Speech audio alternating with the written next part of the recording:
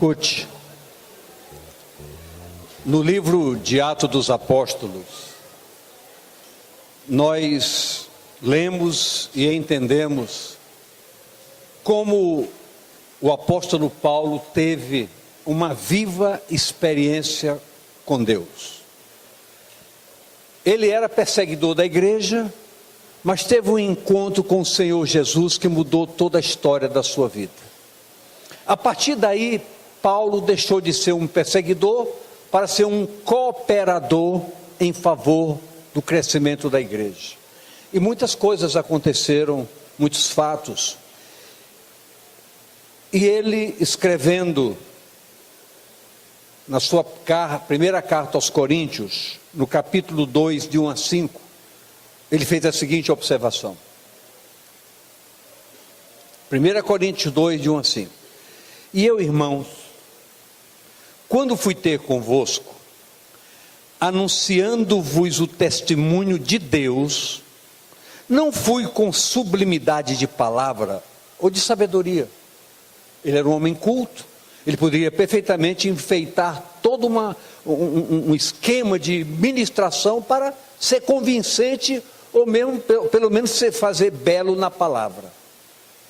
Porque nada me propus saber entre vós, senão a Jesus Cristo e este crucificado. E eu estive convosco em fraqueza, e em temor, e em grande tremor.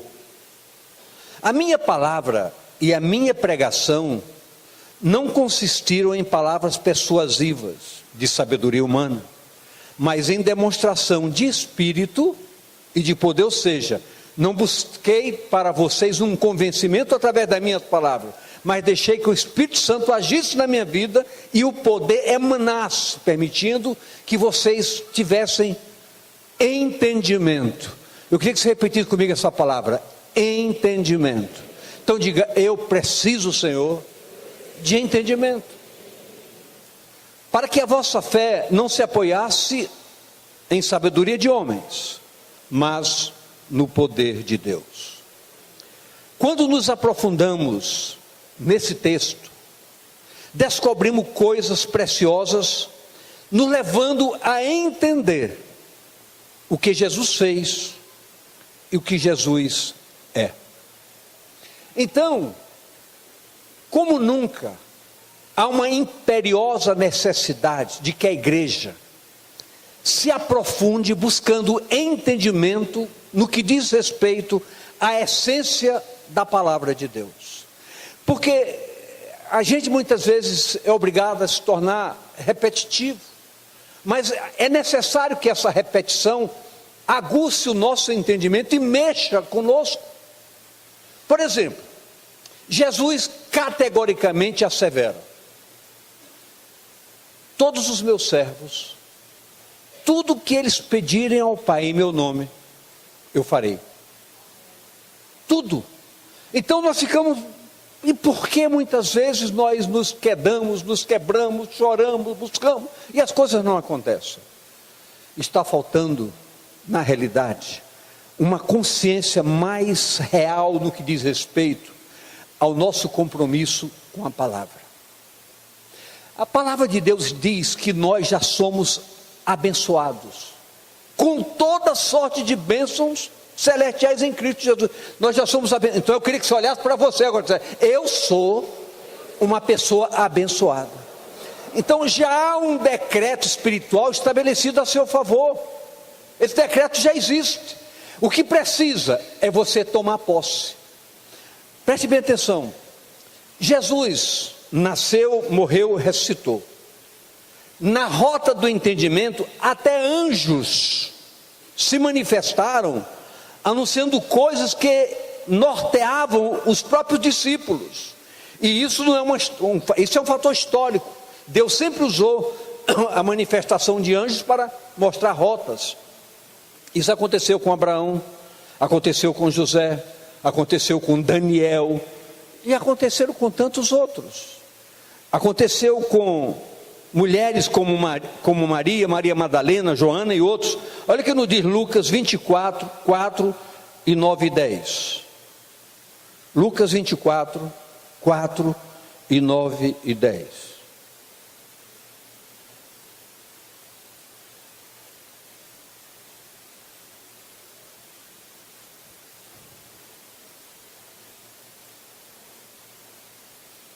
E aconteceu que, estando elas perplexas a este respeito, eis que pararam junto delas 2 varões, com vestes resplandecentes.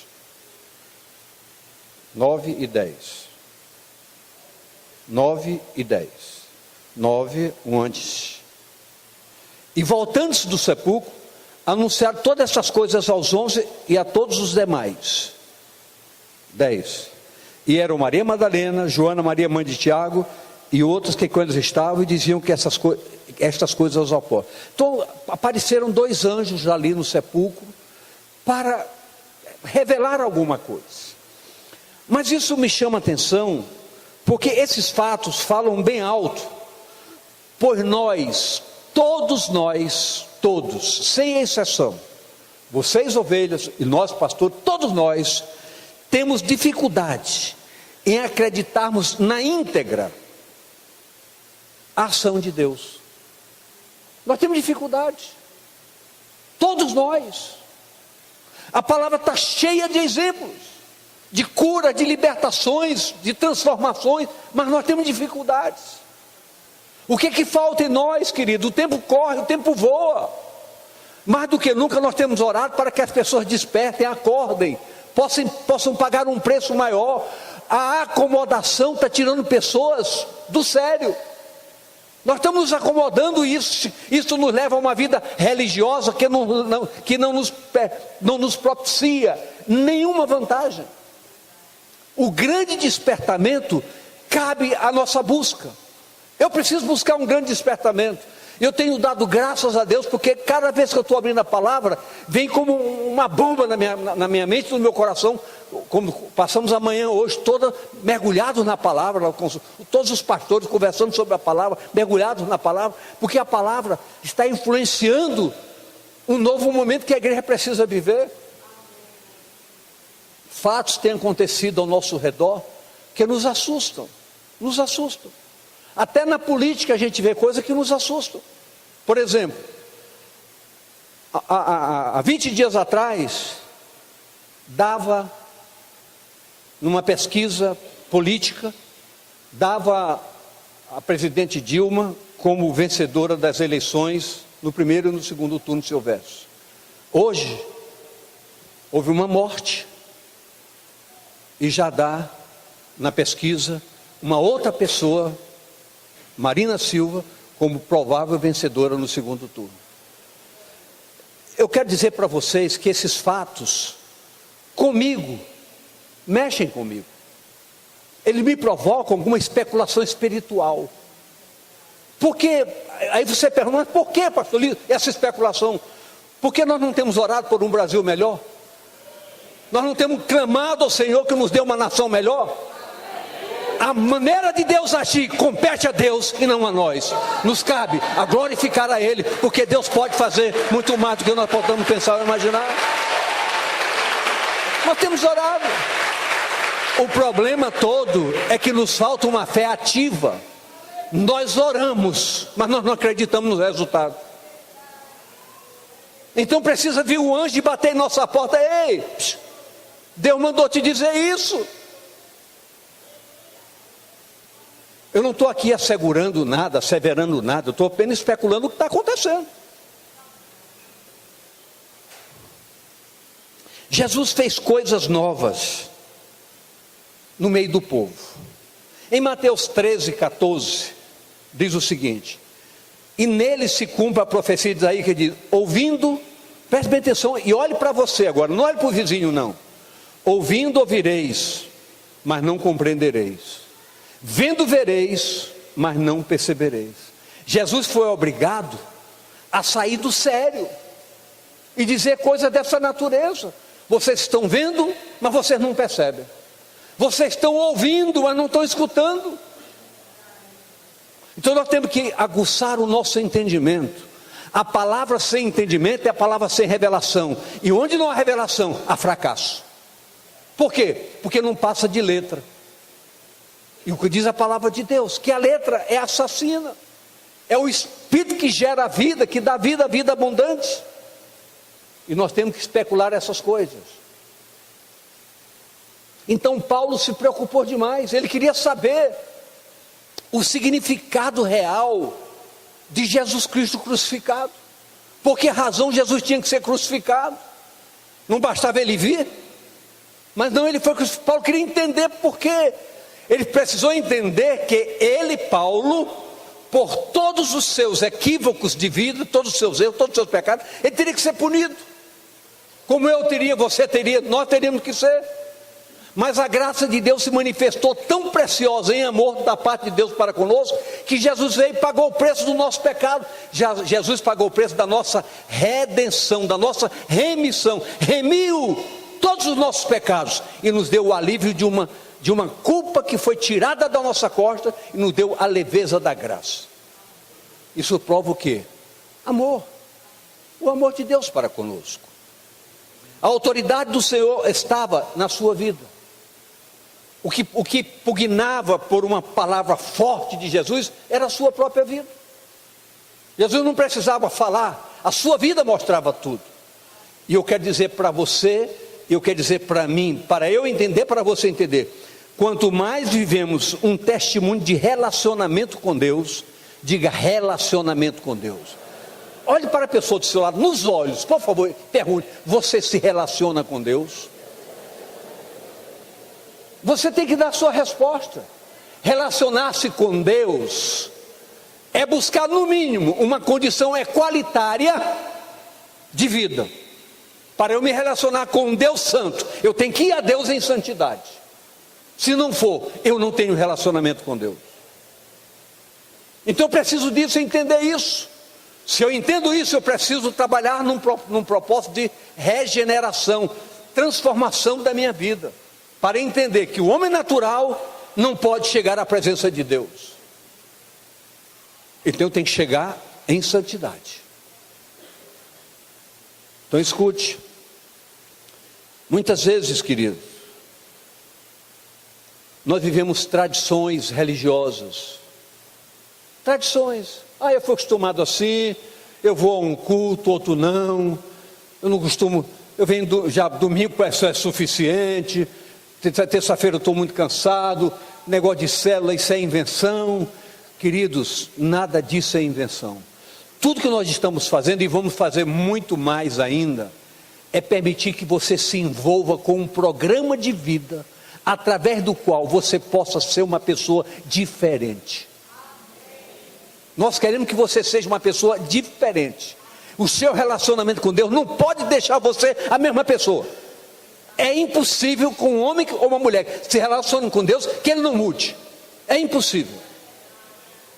Então pergunte para você: eu tenho mudado? Não pergunte para o vizinho, pergunte para você: eu tenho mudado? Tradições transgridem princípios, anulam propósitos. Jesus falou nisso sobre a tradição dos judeus, que os judeus se contaminavam pelas suas tradições. Interessante é que eu posso falar isso até com conhecimento de causa, porque eu acredito que umas 8 vezes eu estive umas 8 vezes já no túmulo de Jesus em Jerusalém.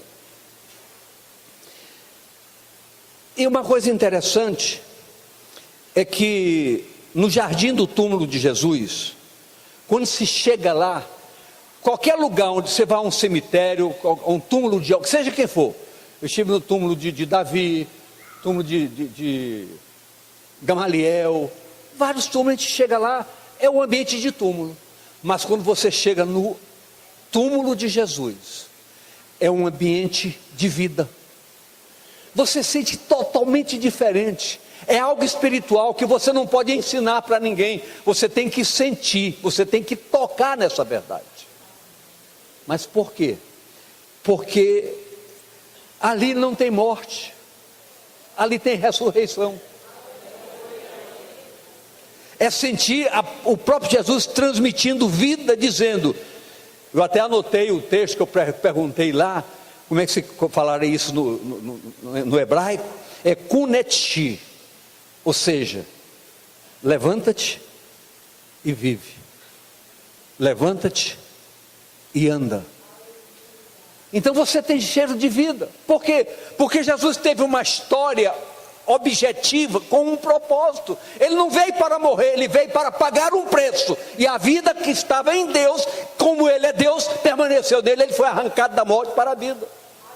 E a palavra de Deus diz que esse mesmo Espírito que arrancou Jesus da morte para a vida, esse mesmo Espírito está em nós para nos arrancar da morte para a vida. O que nós queremos é que você experimente, igreja, é o Espírito da ressurreição, para você sair da mesmice, você sair de uma acomodação que é perigosa.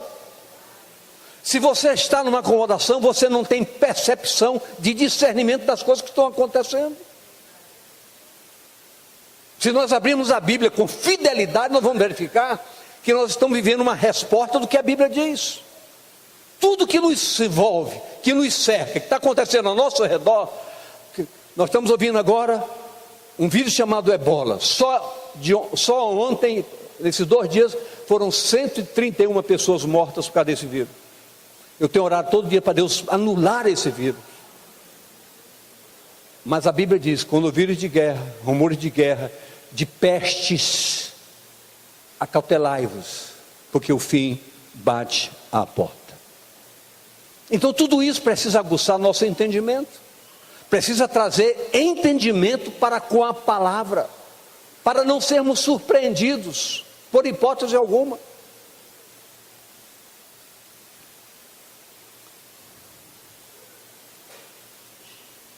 No túmulo de Jesus ali não estava um morto, estava a história de alguém que ressuscitou. Igreja, deixa eu dizer algo para você nesta noite. É hora de tirarmos coisas mortas do foco de nossas vidas. Eu queria que você olhasse para a pessoa do seu lado com muito carinho e dissesse: você ouviu o que ele disse, irmã? Ô irmão, é hora de nós tirarmos coisas mortas de nossas vidas. Coisas mortas. O que é uma coisa morta na sua vida? Uma paixão errada, um ressentimento, mágoas, pessoas que não se relacionam com outro por causa de mágoas, de briguinhas, de confusões, perdendo o tempo, jogando o tempo fora. Vida de Deus não tem nada a ver com isso. Deus não é Deus de intriga, Deus não é Deus de confusão, Deus não é Deus de revanchismo. Deus é Deus de vida, de ressurreição. Então está na hora de tirarmos o foco das coisas mortas de nossas vidas e trabalharmos na ressurreição de propósitos essenciais para viver a plena cidadania do reino de Deus. Viver a cidadania do reino de Deus. Então Jesus se preocupou muito em querer entender as coisas. Eu quero saber por quê Jesus teve que morrer, por que Jesus teve que ressuscitar, qual a razão. Então nós temos que parar para entender isso, entender o porquê. Que mérito eu tenho de merecer isso? Mas a palavra diz que antes mesmo de nós existirmos, Deus já nos amava e já tinha nos abençoado com toda a sorte de bênçãos, mesmo antes de nós existirmos. Isso você encontra em Efésios 1:4, mostrando isso. Então, queridos, é hora de nós entendermos, é hora de nós dinamizarmos um compromisso cada vez mais intenso que nós precisamos ter para com as coisas do reino. Eu pergunto aqui, quem tem aqui parente que não é crente em Jesus Cristo? Levante o braço. Quase todo mundo. E por quê? Você já falou dele para alguém? Eu preparei uma epístola. Há muitos anos atrás eu fiz uma epístola e mandei para todos os meus irmãos uma epístola, mostrando por quê. Tu queres uma cópia dela? Eu preparei uma carta explicando por que eu tinha mudado de rumo e mandei para todos os meus irmãos. E tenho conversado, sempre que tem oportunidade conversamos. Já tem irmão convertido, graças a Deus. Agora eu pergunto, por que você está acomodado com sua família não conhecendo a verdade? Você sabe que o caminho, a rota da incredulidade chama-se inferno. Então nós não podemos estar acomodados. Agora, seu irmão não pode ver em você apenas uma epístola, uma cartinha que você faz. Seu irmão, ou sua irmã, ou seu parente, tem que ver em você a sua vida. Tem que ver a sua vida. A sua vida vai falar muito mais do que a sua cartinha. A dimensão do Evangelho nos desafia a um aprofundamento dinâmico, com entendimento sobre a grandeza de Deus, Pai e do Senhor Jesus. Qual a dimensão dessa grandeza? Preste bem atenção. Quando a Bíblia diz, eu tudo posso naquele que me fortalece, ela está dizendo, aquele que lhe fortalece é tão forte, que ele pode fazer tudo em sua vida. Então você que levantou um braço, hoje dizendo, eu tenho parentes não crentes, você podia dizer, eu vou orar hoje, e pedir a Deus que dê uma oportunidade. Essa é a oração de cada dia que eu faço, pedindo a Deus que dê a oportunidade a cada um dos meus parentes que não o conhece, dê uma oportunidade de conhecer a Jesus. E eu pergunto, você faz isso? Mas é hora de nós despertarmos do sono, porque se nós cremos que Deus pode todas as coisas, e tudo podemos naquele que nos fortalece, nós podemos ser um instrumento de Deus em oração, para alcançar vidas tão preciosas que são os nossos familiares, para que eles não sejam condenados por ignorância da verdade. Então, o Evangelho demanda da nossa parte um aprofundamento maior. Diga à pessoa do seu lado, você tem que se aprofundar na realidade do Evangelho, porque o Evangelho é poder de Deus para a salvação de todo aquele que crê.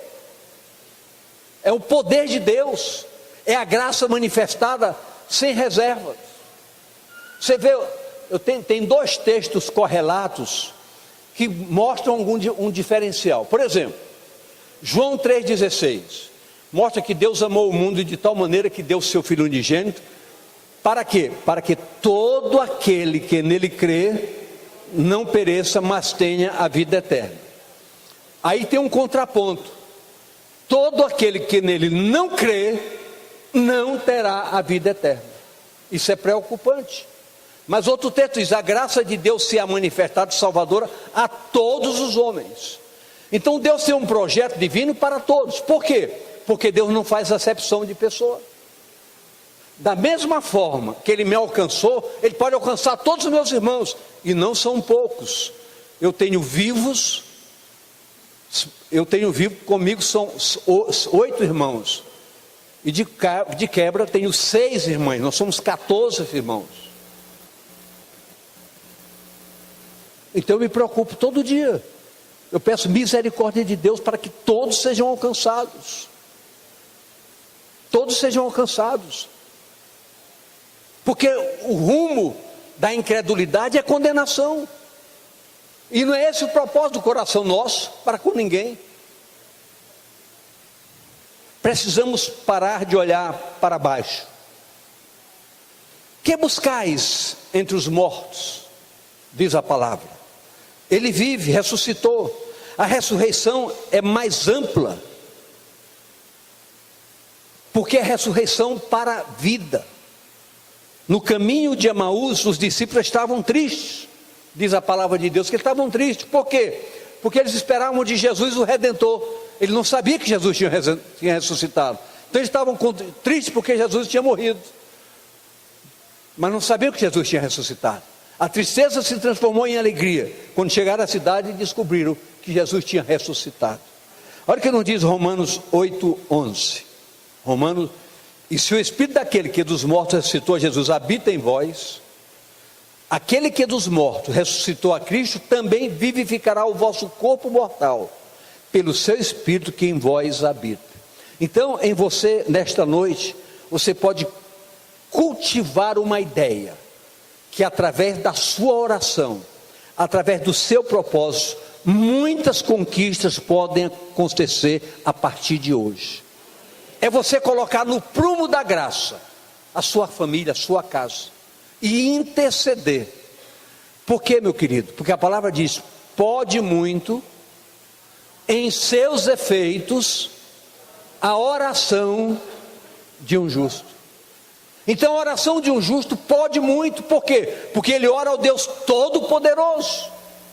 Então a oração de um justo pode muito em seus efeitos.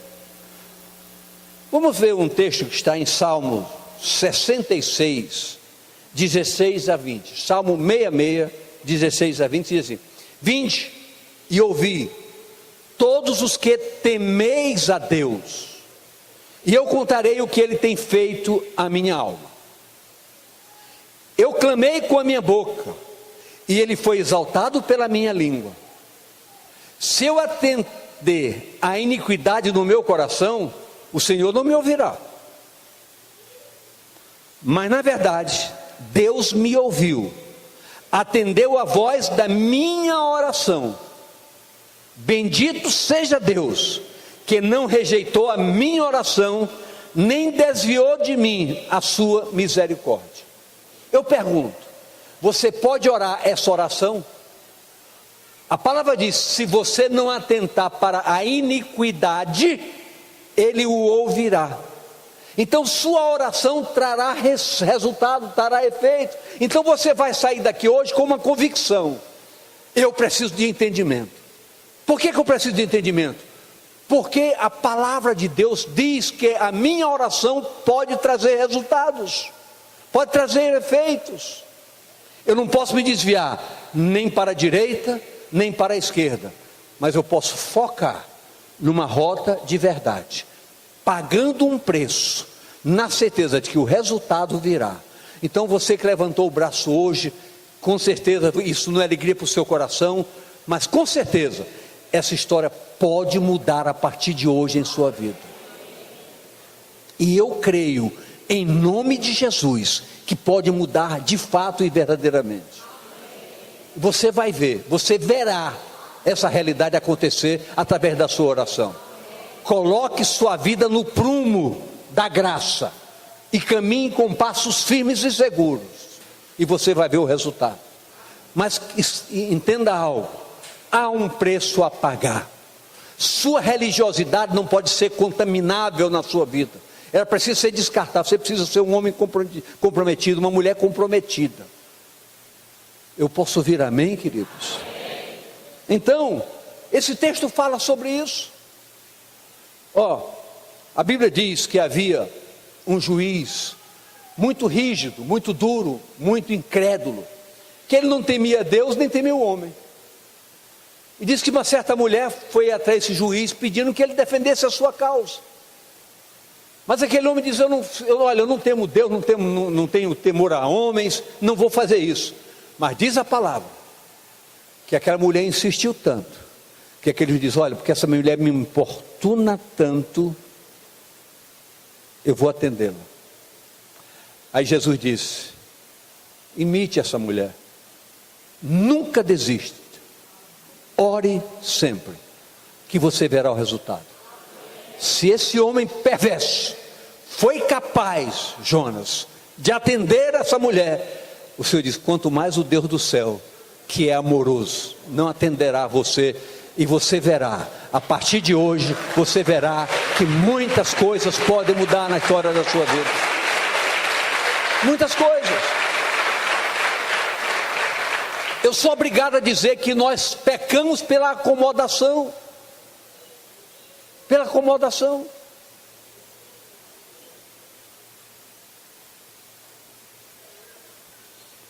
Pastor Elton me falou hoje que na segunda-feira tem uma moça que está fazendo a EFAU. Ela vem toda segunda-feira de Bragança para fazer EFAU. E eu às vezes me entristeço muito.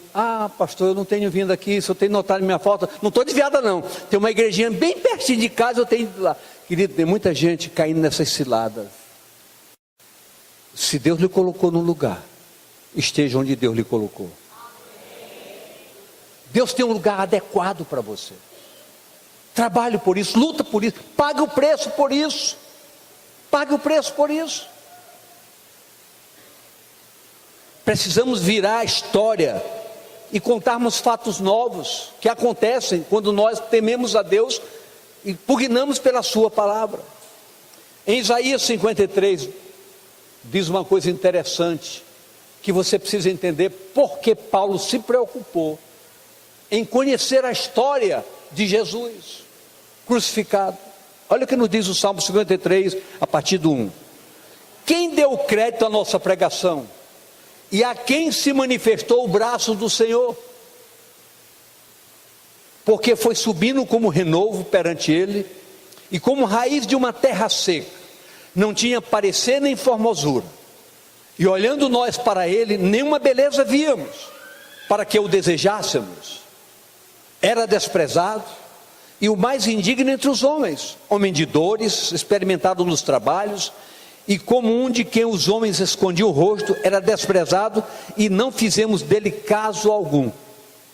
Verdadeiramente, ele tomou sobre si as nossas enfermidades, e as nossas dores levou sobre si, e nós o reputávamos por aflito, ferido de Deus e oprimido. Mas ele foi ferido pelas nossas transgressões, e moído pelas nossas iniquidades. O castigo que nos traz a paz estava sobre ele, e pelas suas pisaduras nós fomos sarados, curados, livres. Todos nós andávamos desgarrados como ovelhas, cada um se desviava pelo seu caminho, mas o Senhor fez cair sobre ele, Jesus, a iniquidade de todos nós, de nós todos. Continua. Da opressão e do juízo foi tirado. E quem contará o tempo da sua vida? Porquanto foi cortado da terra dos viventes, pela transgressão do meu povo foi ele atingido. Verso 9. E puseram a sua sepultura com os ímpios e com o rico na sua morte, porquanto nunca fez injustiça, nem houve engano na sua boca. Mas preste atenção de agora em diante, os 3 últimos versos. Preste atenção agora. Verso 10. Ele foi oprimido, mas não abriu a sua boca. Como um cordeiro foi levado ao matadouro, e como a ovelha muda perante os seus tosqueadores, ele não abriu a boca. Da opressão e do juízo foi tirado. E quem lhe contará o tempo da sua vida? Está voltando, eu quero para trás, é para frente. 11, 12.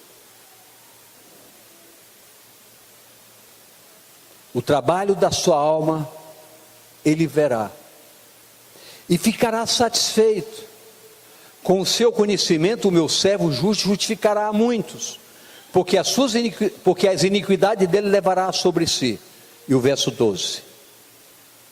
Pelo que lhe darei a parte de muitos, e com os poderosos repartirá ele o despojo, porquanto derramou a sua alma na morte, e foi contado com os transgressores. Mas ele levou sobre si o pecado de muitos, e pelos transgressores intercedeu. Eu li esse texto só para mostrar e tentar entender o porquê da preocupação do apóstolo Paulo. Ele disse: uma coisa me chamou a atenção e me interessa. Eu nada me importo na minha inteligência, na minha sapiência. Eu conheço as leis, eu conheço a estrutura das leis. Eu sou judeu de nascença, conheço a história, tudo. Mas nada disso me interessa. Eu quero entender sobre a graça redentora de Deus em Cristo.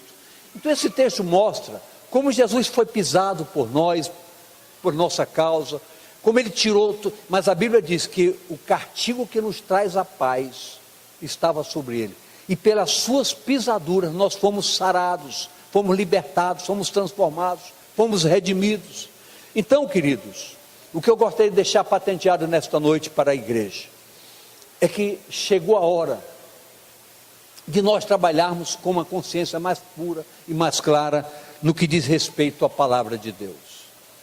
É preocupante para nós Sabemos que existe uma palavra tão rica, tão poderosa, que gera vida, que gera estímulo, que gera toda uma orientação para o nosso caminhar, e muitas vezes nós desprezamos por acomodação.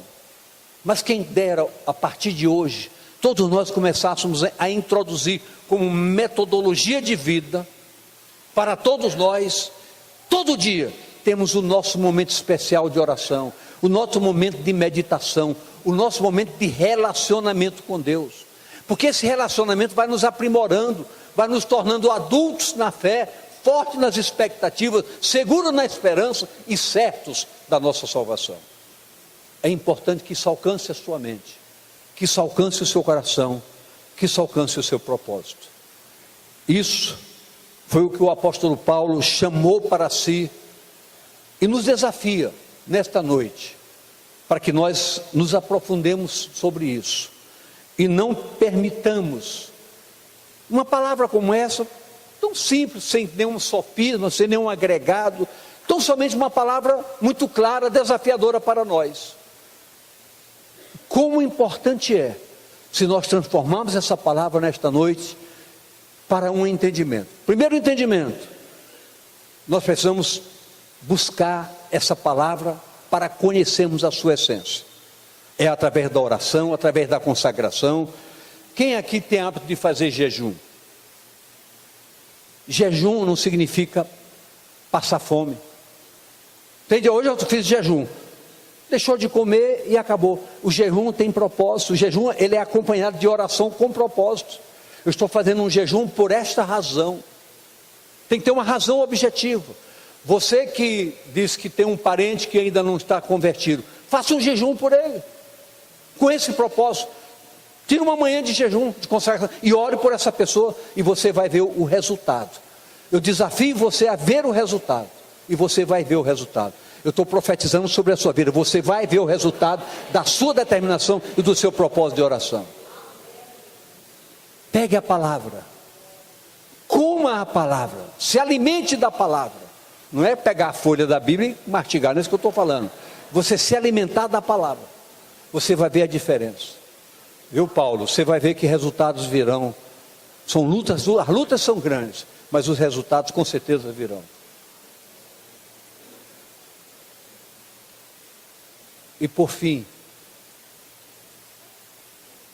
se preocupe um pouco mais com o que está acontecendo ao nosso redor. Abra os seus olhos espirituais, para que você não caia naquela palavra que foi lida aqui nesta noite. Ouviram, viram, mas não perceberam.